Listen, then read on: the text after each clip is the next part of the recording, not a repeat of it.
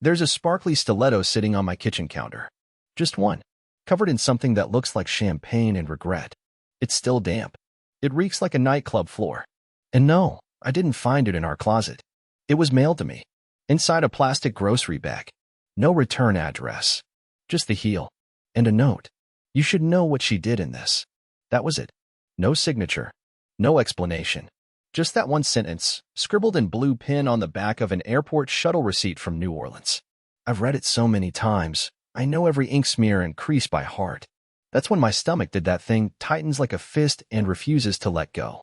Because just days earlier, my wife Fern told me she was flying down there for her sister's bachelorette party. I even drove her to the airport. I helped carry her suitcase. I waved like an idiot when she disappeared into TSA like it was some movie ending. She didn't even look back. At the time, I thought, she deserves this. A weekend of fun, dancing, ridiculous cocktails shaped like flamingos. I stayed home with our beagle, cleaned the house, even started prepping a little surprise dinner for when she returned. I was going to make the chili she likes. I was going to light candles. I was going to tell her I missed her without sounding clingy. But now, I'm standing in my kitchen like a crime scene detective, holding a glitter-covered heel and trying not to vomit. I didn't call her. Not yet. I couldn't. I just stood there replaying everything in my head. Her overpacked suitcase, the way she barely kissed me goodbye, how she said she might not have serviced much because they were doing a swamp tour. A swamp tour? Really? I opened my laptop. I told myself I wasn't snooping. I was investigating. There's a difference, right? Her sister's social media? Nothing. Her cousins? Locked. But one of the other girls, someone named Riley who I'd only met once at a Christmas party, had her profile wide open. I clicked through a dozen filtered shots of drinks and selfies and neon lights until I hit a video.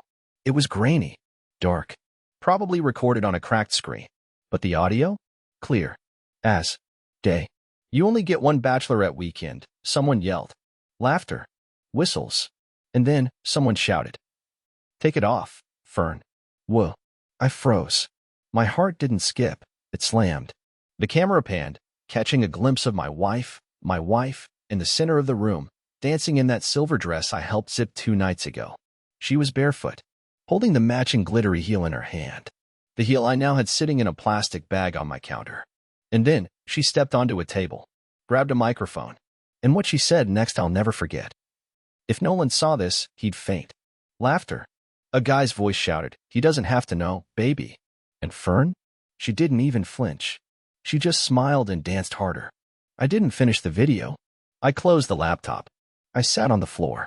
Max, the beagle, crawled onto my lap like he sensed I was unraveling. The clock said 1:14 a.m. The message notification came at 1:17. Unknown number. No text. Just a video file. I clicked. And that was the moment the fantasy ended and the real nightmare began. I remember hesitating before I hit play. Something in me hoped it was a mistake, that it'd be a spam link or some prank, that maybe this was all a misunderstanding, some cruel coincidence that would end with Fern laughing and saying, "You thought that was me?" But that hope didn't last longer than 3 seconds into the video. The screen lit up with shaky footage. Loud music thumped in the background, bass heavy and disorienting. The camera wobbled as someone pushed through a crowd, laughter echoing all around. For a second, the view went dark, then settled on a hotel suite, luxurious, dimly lit, filled with women in matching sashes and glittering dresses. And in the center, glowing under purple lights like the twisted star of a show, was Fern. Her hair was up, her cheeks were flushed, her smile, wild. She wasn't just tipsy. She was somewhere else entirely, unfiltered, unleashed. Sitting in a tall chair, legs crossed, drink in hand, with that damn heel dangling from her finger like a charm. The one on my counter. The one that didn't belong in a bag mailed anonymously to our home. Someone yelled, "All right, let's bring him in." And the crowd erupted in whistles. Then came him, a man, shirtless, muscular, the kind of guy who probably gets stopped for selfies at the beach. He strutted in with too much confidence, wearing a bow tie and tight pants that left little to the imagination. He approached Fern slowly, theatrically, like this had all been planned. She didn't move, just giggled and sipped her drink. He knelt in front of her, ran a hand along her thigh, and she leaned in, right into the camera, and said, "My husband has no idea. He still thinks I'm singing karaoke with the girls." Then she kissed him. Not a joke. Not a game. A long, deep, intentional kiss. I paused the video. My hands were shaking. My breath was shallow. My throat felt like it had been coated in gravel. I didn't want to see more, but I had to. I had to know how far this went. I hit play again. The rest of the clip didn't show anything explicit, thank God, but it didn't need to. The way she touched him, the way her friends cheered, the way no one looked even slightly uncomfortable told me everything I needed to know. This wasn't something that got out of hand. This was planned, filmed, celebrated, and now it was being sent to me. I scrolled back to the message. Still no name. No explanation. Just that video. Whoever sent it wanted me to see. To know. To shatter whatever illusions I had left. I didn't sleep that night. I sat on the kitchen floor with Max curled up beside me, the glittery heel still sitting on the counter like a mocking trophy. At some point, I think I started talking to it, whispering things like, "Why?" and "Was I not enough?" like it might answer me. Of course, it didn't. By morning, I still hadn't messaged Fern. I hadn't even opened her texts. She'd sent one at 3:11 a.m. that just said, "Babe, you awake? LOL, we're being ridiculous tonight." Yeah, I'd seen. The irony was too much. By 7 a.m., I was back at the front door, pacing. I thought about calling her, about telling her I knew, about asking if any of this meant something or if it was all just for fun. But I couldn't even form full thoughts. My mind was sprinting in every direction, crashing into walls made of disbelief, anger, heartbreak, and shame. God, the shame. I imagined her on the plane right now, maybe sleeping off a hangover, or maybe joking with her sister about the crazy weekend they just had, completely unaware that I had evidence, proof, that while she was dancing on tables and kissing strangers, I was home washing her favorite sweater and planning a dinner she'd never eat. The doorbell rang at 9:42 a.m. Another envelope. No name again. Inside, printed screenshots. 6 of them. Still images from the video. Fern's face frozen mid-laugh. One close-up of the kiss. Another of her holding the heel. One with her arms wrapped around the guy's neck. The last one was the worst. Her friends clapping, smiling, looking on like they were proud of her. Like I was some joke, some obstacle she'd outgrown. And on the back of the last printout, another note. Just 3 words this time. Check her cloud.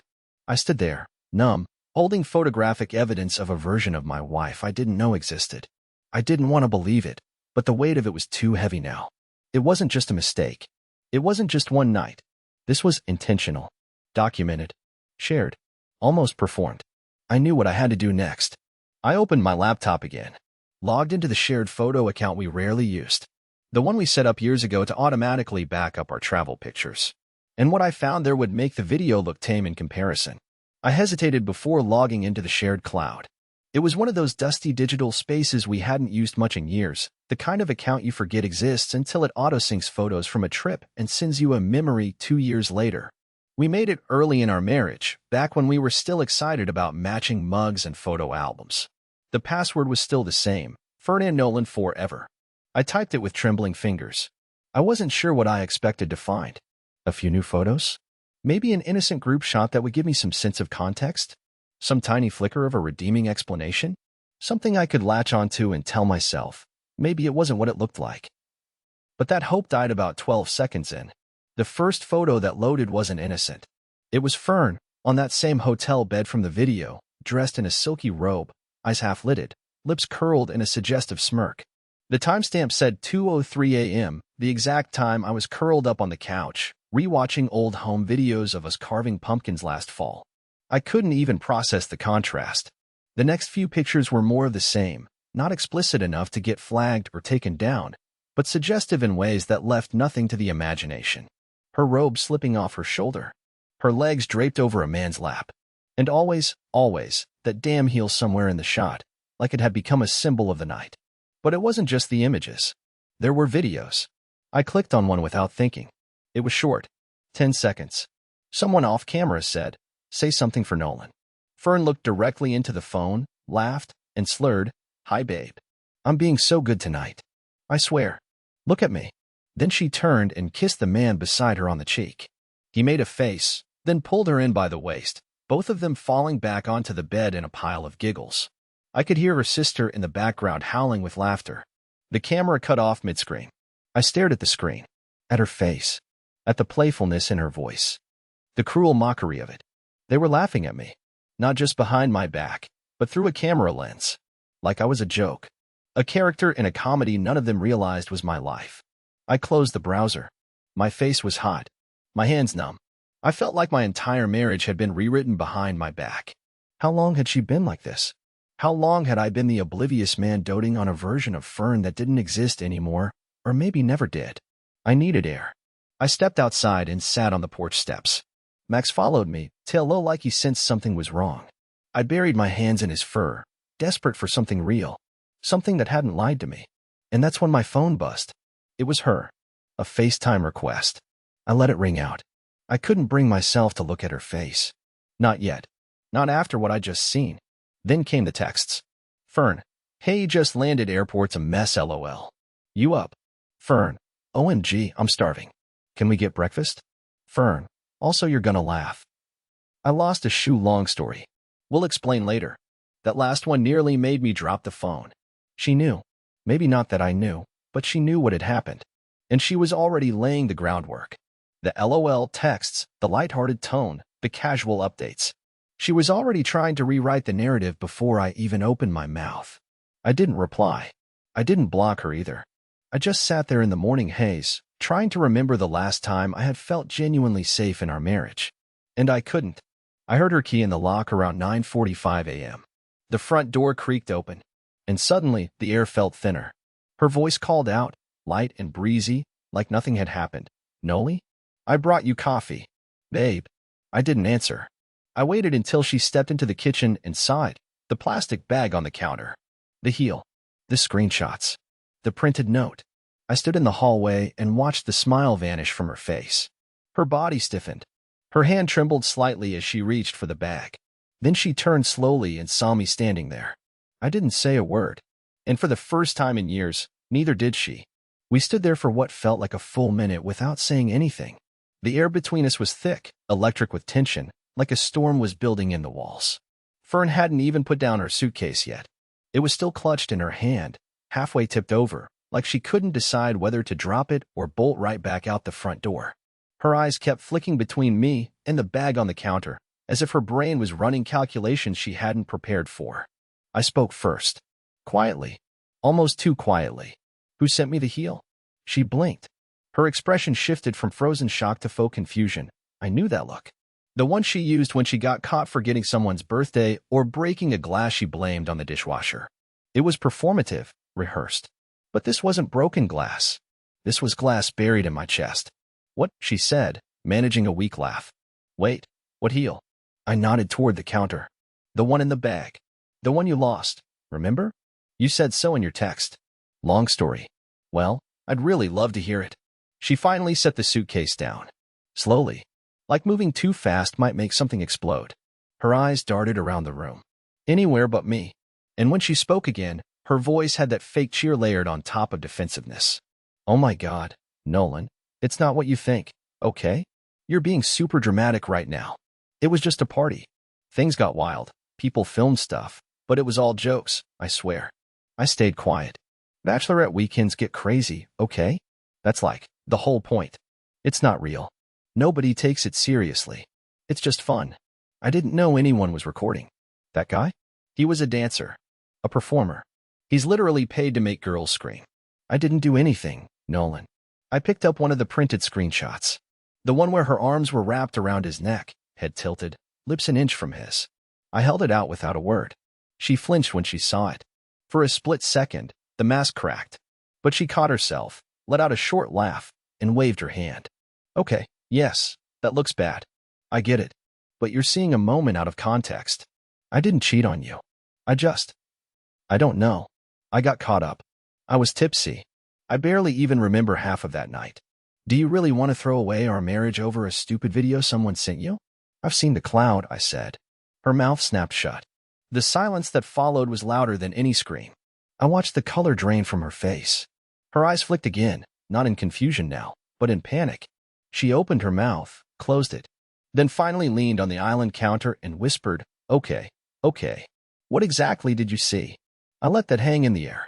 Let her squirm in it. She was no longer in control of the narrative, and she felt it. She was scrambling to figure out how much I knew, how much I didn't, what she could still salvage. You tell me, I said flatly. That pushed her to the edge. Her voice snapped. This is ridiculous. So what? You dig through my stuff while I'm gone, and now you think you've got the moral high ground?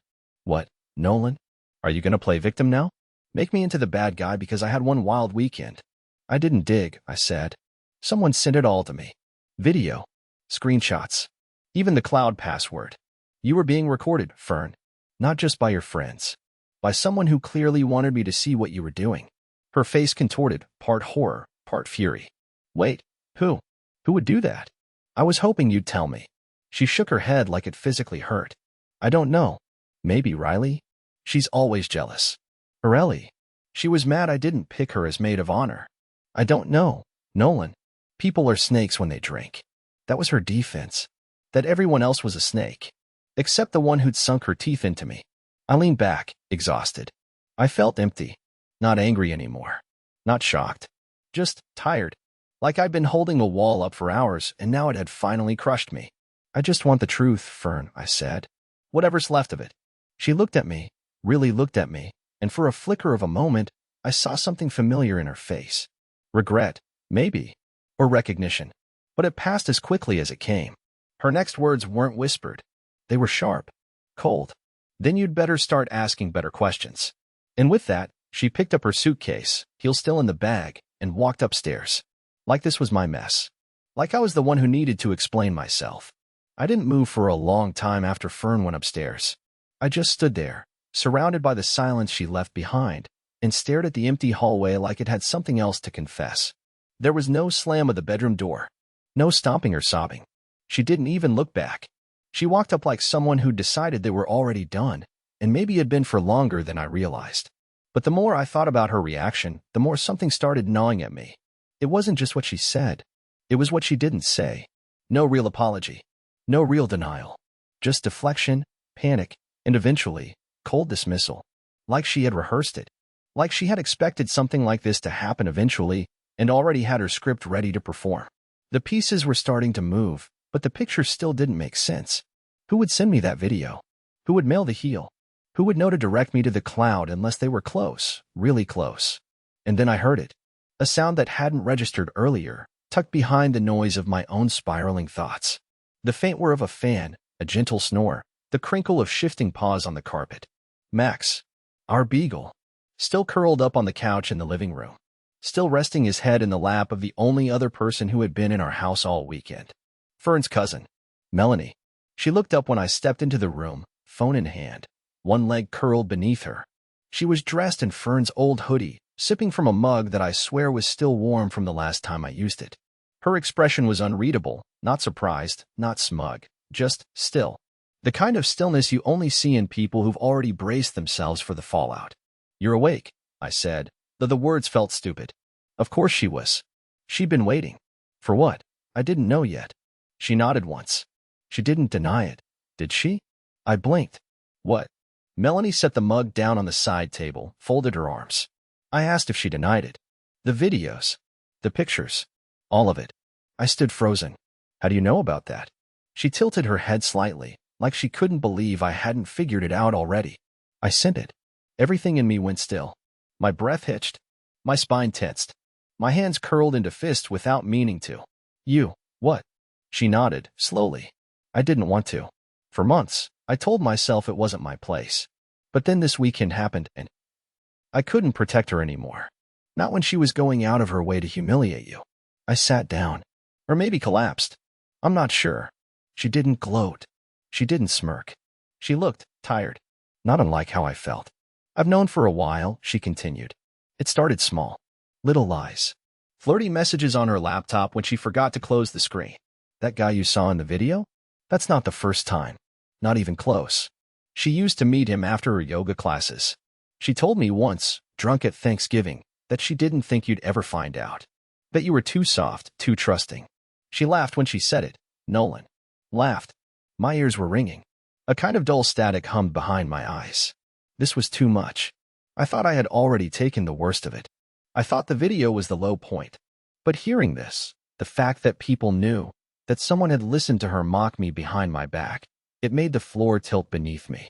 She said I was soft. I whispered. Melanie leaned forward, eyes sharp.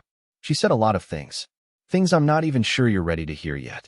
But she's not going to stop lying to you unless you show her you already know the truth. Why now? I asked. Why tell me all this now? She swallowed. Because this weekend changed things. I wasn't supposed to be on that trip. But I went. I saw everything. I heard her say she was thinking of leaving you after the summer. Said she wanted to start over while she still looked good in a bikini. I didn't even feel pain anymore. It was something past pain now. Something quieter. Something heavier. It wasn't heartbreak. It was disillusionment. Like I had woken up from a dream and discovered the person beside me had never really been there. Does she love him? I asked, though I hated myself for still caring. Melanie shook her head. I don't think she even knows what she feels. But I do know this. She doesn't respect you. Not anymore. And you deserve better than being the quiet husband waiting at home while she parades herself like she's single. She stood up, picked up her bag. I'll be gone before she comes back down. I didn't want to get in the middle of this, Nolan. But you needed the truth. And now you have it. I watched her leave. Max whimpered softly at the door when it closed behind her. I looked back at the kitchen, at the stairs, at the house that no longer felt like mine. Then I picked up my phone and started typing. This time, not to her. This time, I was writing something for myself. Something that would change everything. I didn't sleep that night. Not even a minute. I just sat at the dining room table with the lights off, staring at the dim glow of my laptop screen as the clock crept toward dawn. Max lay curled beneath the table, twitching occasionally in his sleep, like even his dreams couldn't find rest in this house anymore. Upstairs, Fern didn't come down once. No texts. No footsteps. Nothing. Like we were already living in different worlds under the same roof. But I wasn't just sitting in silence. I was writing. Every thought. Every lie. Every moment that had felt off, but I'd chosen to ignore. Every time she said she was just running late. Every weird excuse. Every too casual laugh when I'd asked harmless questions about her weekends away. I typed it all out, not like a diary, like a record. I needed to see it. To remember that I hadn't imagined the slow unraveling of my marriage. Then I wrote her a letter. Not angry. Not dramatic. Just clear. I told her I saw everything. I told her I heard the way she talked about me. I told her I wasn't going to chase her anymore. And at the very end, I wrote the one line that had been burning in the back of my mind since Melanie left. You're free now, but so am I. I printed it, folded it neatly, left it on her pillow upstairs. Then I got to work. By the time the sun cracked over the edge of the neighbor's roof, I had pulled my suitcase from the back of the closet, packed every essential I could fit, and left the rest behind. I wasn't running. I was removing myself. Reclaiming space, she had slowly shrunk without my permission. I canceled our shared credit card, froze the joint account, logged out of every shared platform we had, and set up a new one in my own name. I backed up every video and screenshot, every photo, every message I'd been sent. I didn't plan on using them, but I wasn't going to let her rewrite the story if she tried to flip the script. Then, I booked a cabin 3 hours north. Remote. Quiet. No distractions. Just trees, cold air, and time. The one thing I hadn't given myself in years. I left Max with my sister, who didn't ask questions when I showed up at 6:30 in the morning looking like I'd walked out of a car crash. She took one look at me, opened her arms, and said, "Stay as long as you need." By the time Fern came downstairs, I was already gone. I turned off my phone that afternoon. Not out of spite, just out of necessity. I couldn't keep watching the notifications roll in, couldn't keep second-guessing if I should answer her. I needed to step away from the wreckage to see how far the fire had really spread. When I turned it back on a day later, there were 17 missed calls, 9 voicemails, dozens of texts. The first few were sharp, defensive. Where the hell are you? You're seriously going to ghost me? Grow up and talk to me, Nolan. Then they shifted. Can we just talk? I didn't mean any of it like that. I was drunk. It didn't mean anything. And then came the final ones. The ones I read over and over, not because they meant anything, but because they finally told me who she really was. You're just proving my point. You never fight. You just leave. You think this makes you strong? You're still the same pathetic version of yourself. Come home. Let's be adults about this. No remorse. Just manipulation, dressed up in pity. She didn't even say she was sorry. And the worst part? I still waited for it. Some part of me, some broken, trembling part, still hoped she'd say, I was wrong. I broke something beautiful and I see it now. But she never did. She called my sister next, told her she was worried about me, that she just wanted to talk. My sister told her I was fine, that I was somewhere peaceful, that I didn't owe her a thing anymore. And then, the strangest thing happened. Silence. 3 days went by. No calls. No texts. Nothing. Like she had decided if I wasn't going to play the role of the heartbroken husband, I wasn't worth her energy. But on the 4th day, a package arrived at my sister's door. No return label. Just a small box taped shut. I opened it slowly, cautiously. Inside was a single item wrapped in tissue paper. The second glittery heel. And a note. You forgot something. That's when it hit me. She still didn't get it. She still thought I'd come back for the other shoe. When I pulled the second heel from the box, I didn't feel angry. I didn't even feel hurt anymore. I just felt tired, not physically, but deep in the kind of way that sinks into your bones when you realize someone you once trusted thinks of you as a fool. Fern's note wasn't a peace offering. It was a taunt. A final wink. A passive-aggressive jab meant to say, you didn't really leave. You're still playing my game. But I wasn't. Not anymore. I left the shoe sitting on the kitchen counter at my sister's, right next to the first one, which I'd brought with me without really knowing why. Side by side, they looked ridiculous, cheap symbols of a night she would probably try to downplay for the rest of her life. But to me, they were trophies of a battle she didn't realize she lost the moment she lied with a straight face. 3 days later, I received another message, not from Fern this time, but from someone I hadn't expected. Riley. Riley, one of Fern's party crew. The one who posted the video publicly. The one I thought might have sent the footage. The message was short. We should talk. I've kept quiet long enough. I stared at it for a long time. I didn't want more drama. I didn't want more photos, videos, receipts. I was done watching the wreckage. But something about the tone, it didn't feel like gossip. It felt urgent. So I replied. An hour later, we were sitting at a booth in a quiet cafe on the edge of town. She wore oversized sunglasses like she expected someone to recognize her.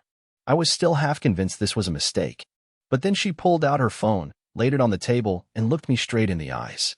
You need to know the whole truth. What you saw online. That was only the part they let get out. I blinked. There's more. She nodded. A lot more. I only filmed the first night. After that, I couldn't stomach it. I left early. But Fern? She didn't stop. And neither did the others. Look, Nolan, I don't care what happens between you two, but I couldn't sit back and watch her make you the punchline. What does that mean? She tapped her screen, then turned the phone toward me. What played was a screen recording of a group chat. A private one. Between Fern and her closest friends. The chat was titled Vegas 2.0, even though the trip had been to New Orleans. The messages were all from the last 2 months. And they were brutal. Fern, Nolan thinks I'm teaching yoga Saturday morning. Meanwhile, I've got a different kind of stretch plan smirking face. Celia, you're too much. Does he ever ask questions? Fern, nah, he's soft. Like a teddy bear. Sweet but useless. Honestly, I think I just married him, so my mom would stop bugging me. Ellie, so what's the plan now? Are you gonna keep playing the loyal wife or? Fern, thinking I'll ride it out until the lease ends. Let him feel like we drifted apart. No need to drop a bomb. He'll just cry into his soup and move on. I stopped reading. I couldn't. Something inside me cracked, not in rage, not in heartbreak, but in humiliation. This wasn't just betrayal. It was cruelty. She wasn't just unfaithful. She had made me into a punchline. She had written me out of my own life like I was the irrelevant side character. I looked up at Riley. She was watching me cautiously, as if afraid I might explode. Why are you showing me this now? I asked. Her voice softened. Because I was like her once. I treated someone like that. And I never got to make it right. When I saw how she laughed at you, how she used you like a backup plan, it brought all that guilt back. You didn't deserve this. No, I didn't. And for the first time since this nightmare began, I believed that fully. I wasn't perfect. I was quiet. I avoided conflict. I clung too hard sometimes. But I wasn't weak. I was loyal, committed, kind. And none of that gave her the right to turn my life into a cruel game. I left the cafe with everything I needed. That night, I called a lawyer. I didn't tell Fern. I didn't give her a warning. I just filed. And then I sent her the screen recordings. No message. No explanation. Just the raw truth, the kind she could no longer spin. It took her 11 minutes to call. I let it ring. Then I silenced it. And finally, I slept. I woke up the next morning to find 17 missed calls from Fern and 3 voicemails I didn't bother listening to. There was also a long email titled, "Please read this," sitting in my inbox. I opened it only out of curiosity, not because I needed closure, but because I wanted to see if she had finally decided to tell the truth. The email wasn't an apology. It was a plea. A frantic string of paragraphs that shifted from begging to bargaining to blaming. She said the group chat was taken out of context, that the girls were egging her on, that the dancer meant nothing, that she never thought it would go that far. She said I was being cruel by not speaking to her, that the silent treatment was childish, that I was being cold and unrecognizable. That last one almost made me laugh, because she was right. I was unrecognizable, at least to the version of me she'd grown used to. The one who stayed, who forgave, who backed down, who always asked what he had done wrong every time she did something unforgivable. But that man wasn't here anymore. Instead, I replied with a single sentence. "I wish you peace, but I've finally found mine without you." Then I blocked her. Not out of anger, not for revenge. I just didn't need the noise anymore. I didn't need to carry her chaos into my next chapter. The divorce process moved quickly. Fern didn't contest anything. Maybe she knew she had no ground to stand on. Or maybe, for the first time, she realized I meant it when I walked away. There were no screaming matches. No long courtroom drama. Just paperwork, signatures, and the quiet closing of a door she thought I'd never stop standing in front of. 3 weeks later, I moved out of my sister's house and into the cabin I'd been renting.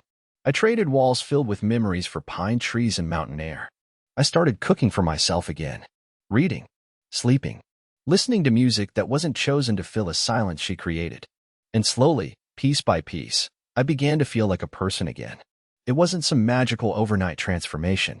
I didn't wake up healed. There were nights where I still stared at the ceiling and wondered how I didn't see it coming. Days where I caught myself missing the idea of Fern, not who she was, but who I believed her to be. But the weight of her was gone. And in its place, peace. Real peace. Not the fake kind that comes from avoidance, but the kind you earn when you finally stop lying to yourself. One morning, I sat on the porch with Max curled beside me and watched the sun rise through the fog. I made a fresh pot of coffee and pulled out a small notebook I'd started using, a place where I wrote down the life I wanted to build, not the one I'd been trying to survive. The first thing I wrote? Gentleness is not weakness. That had always been the lie, hadn't it? That because I wasn't loud or confrontational or the alpha in the relationship, I somehow deserved less. That kindness was something to be taken advantage of. But I know better now. I wasn't weak. I was just with someone who couldn't recognize strength unless it looked like control. And when I finally stopped begging to be loved, I made room for something far better. Self-respect. Real happiness. A second chance. A few months later, I met someone. Not through an app. Not through friends. Just a random moment in a bookstore when we both reached for the same novel. Her name was Elise. And from our very first conversation, there was no performance, no hidden rules, no games. Just ease. Just honesty. We took things slow. There were no dramatic declarations or fairy tale promises. Just two people who had been through storms and knew how to cherish the calm. And me? I finally became the kind of man I wish I had been for myself years ago. Not the fixer. Not the forgiver. Just whole. So if you're reading this, and you're in that place where everything hurts and nothing makes sense, hold on. Because I promise you, it doesn't end in the betrayal. It doesn't end in the silence. It ends in the moment you choose to stop surviving someone else's story and start writing your own. And for me, this chapter is finally mine.